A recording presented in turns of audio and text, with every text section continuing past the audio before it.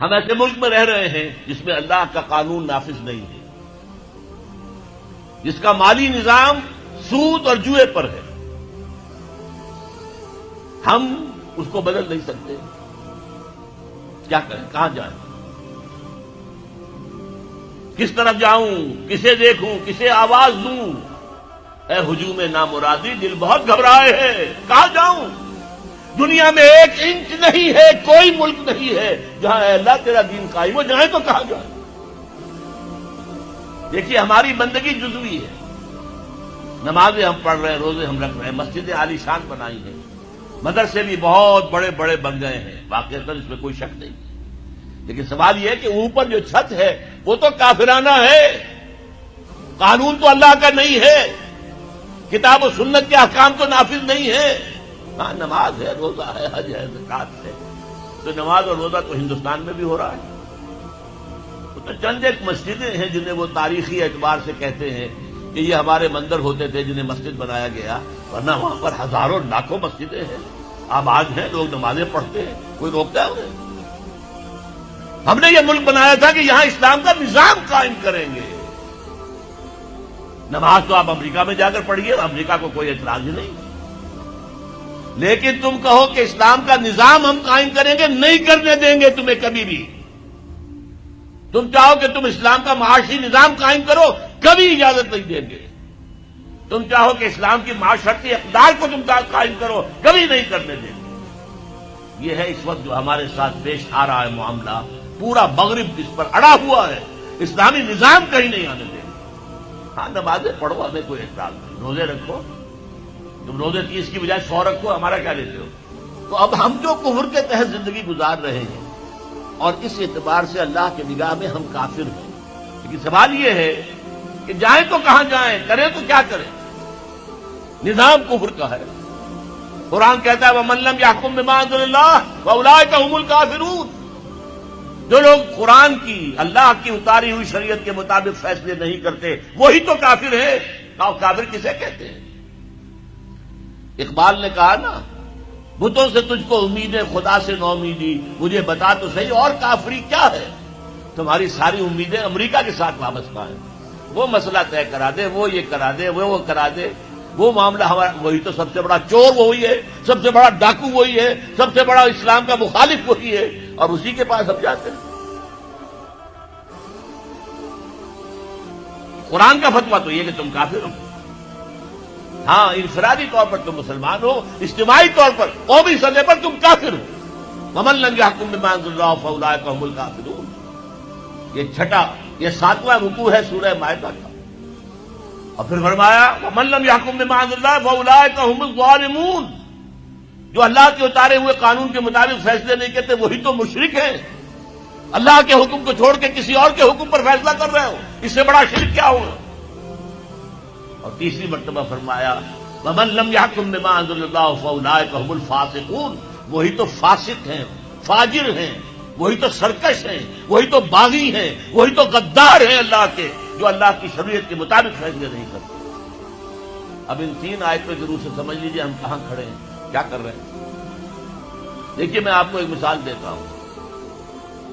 ہماری آبادی کا میں سمجھتا ہوں اکثریت تو وہ ہے جو نماز روزے کی بھی پابند نہیں ہے.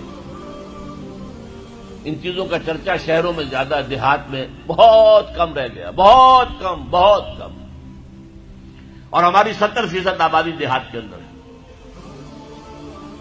اچھا جو نمازیں پڑھتے روزے رکھتے ہیں، خاص طور پر شہروں کے کاروباری لوگ، وہ بلیک مارکیٹنگ بھی کرتے ہیں، وہ حسابات بھی غلط دیتے ہیں، جھوٹ بولتے ہیں، جھوٹ یا حلف اٹھاتے ہیں کہ یہ حساب ہم حلفیہ میں کہہ رہا ہوں یہ حساب صحیح ہے، کیا کیا حساب غلط ہے. سودی کاروبار کرتے ہیں، اپنے کاروبار کو بڑھانے کے لیے سود کا قرضہ لیا ہے، سودی قرضہ لیا بینک سے. اپنی بلڈنگ بنانے کے لیے بہت بڑی قرضہ لیا ہے بینک سے. تو ان کی عبادت کیا ہوئی؟ وہ اس آیت کے ذہن میں آ گئے کہ نہیں؟ افتؤمنون ببعض الکتاب وتکفرون ببعض فما جزاء من يفعل ذلك منكم الا خزي في الحياة الدنيا ويوم القيامة يردون الى اشد العذاب وما الله بغافل عما تعملون. لیکن میں ان کو بھی چھوڑتا ہوں. فرض کیجئے ایک شخص ہے، نماز پڑھتا ہے پوری 5 وقتہ مسجد میں، رمضان کے روزے رکھتا ہے، اور بھی اللہ توفیق دیتا ہے، ایام 20 کے روزے رکھ لیتا ہے، یا ہفتے میں 2 روزے رکھتا ہے، سوموار کے اور جمعرات کے وغیرہ، زکوٰۃ دیتا ہے، کاروبار بھی سارے حلال کر رہا ہے، حرام نہیں کر رہا، سود میں بھی براہ راست ملوث نہیں ہے، نہ پیسہ سود پہ اوپر بینک میں رکھ کر سود کھایا، نہ سود پر قرضہ لے کر کوئی اپنا کاروبار بڑھایا، نہ کوئی اپنا کارخانہ لگایا، نہ کوئی اپنی بلڈنگ اونچی بنائی، پردہ بھی اس نے اپنے گھر میں بالکل شرعی نافذ کر دیا، وہ اس پورے اسلام پر کاربند ہے جس میں وہ کاربند ہو سکتا ہے اس وقت، لیکن وہ اس قوم کا فرد ہے جو قوم اللہ کے فتوے کے مطابق کافر قوم ہے،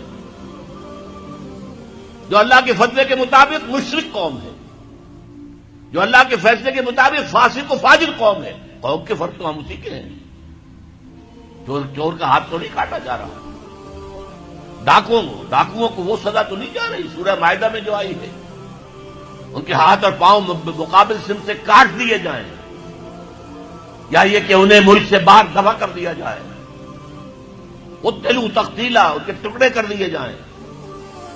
ڈاکوؤں کو کوئی سزا ملتی ہے ایسے؟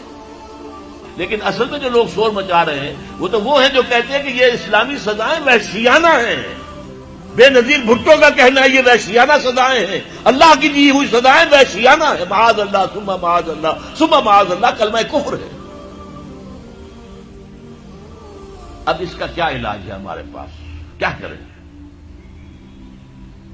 میری بات کو توجہ سے سنیے، اس نظام باطل کو ذہناً تسلیم مت کرو، اس نظام باطل کی خدمت مت کرو، don't reconcile with it, don't serve it, don't support it, اس نظام کے تحت پھلنے پھولنے دولت مند بننے کی کوشش مت کرو، بلکہ اپنی زندگی کو سکیڑو، اپنی ضروریات کو کم کرو، اپنے آپ کو ذرا آزاد کرو، اپنا وقت، تاکہ اس وقت کو تم لگا دو اس نظام کے خلاف جدوجہد میں، ایک ایسی جدوجہد، ایک ایسی کوشش کہ اس نظام باطل کو جڑ سے اکھیڑ کر پھینکنا ہے اور اس کی جگہ نظام حق، دین حق نافذ کرنا ہے۔ یہ جدوجہد اگر کرو گے، تن من دھن لگاؤ گے، تو یہ کفارہ ہو جائے گا کہ تم کافرانہ ملک میں رہ رہے تھے، جس کا نظام کافرانہ تھا۔ تم چاہے اپنے آپ کو مسلمان سمجھتے تھے، لیکن نظام کافرانہ تھا جس کے تحت تم زندگی گزار رہے تھے۔ ہاں، اگر یہ کرو، اے اللہ میں نے اس نظام کو ذہناً تسلیم نہیں کیا، اے اللہ میں نے اس کی خدمت نہیں کی، میں نے اسے سپورٹ نہیں کیا، اے اللہ میں نے اس کے درمیان اس کے نیچے رہتے ہوئے عیش کرنے کی کوشش نہیں کی، اے اللہ بلکہ میں نے کم سے کم اپنی ضروریات کر کے وقت نکالا اور اس کے خلاف جدوجہد کی، اس نظام کو اکھاڑ کر پھینکنے کے لیے کوشش کی، اور تیرا نظام لانے کی جدوجہد کی۔ لا نہیں سکے تو اے اللہ ہم کیا کریں، ہمارے اختیار میں تو نہیں ہے، وہ آئے گا تو اسی وقت جب تیری مرضی ہوگی، تیرا منشا ہوگا، لیکن ہم نے اپنی زندگی لگا دی۔ اگر تو یہ ہے تو کفارہ ہو گیا، اللہ کے عذاب سے آپ بچ جائیں گے۔ اگر یہ نہیں کہہ سکتے، آپ تو بھر اپنے باطل نظام میں رہ رہے ہیں، عیش کر رہے ہیں، اور آپ پھیلنے پھلنے پھولنے کی کوششیں کر رہے ہیں، اور زیادہ عیش مل جائے، اور زیادہ آسائشیں مل جائے، بڑا مکان بنا لوں، اور بڑا محل بنا لوں، اور بڑی حویلی بنا لوں، اور کاروبار پھیلا لوں، 1 مل تھا 2 بن جائیں، 2 کے 3 ہو جائیں۔ اگر اس چکر میں آپ رہے اس نظام باطل کے تحت، تو آپ اسی کے ایبیٹر ہیں، آپ اسی کے مؤید ہیں، آپ اس کے سپورٹر ہیں، اور آپ بھی اتنے ہی بڑے مجرم ہیں جتنا بڑا یہ نظام مجرم۔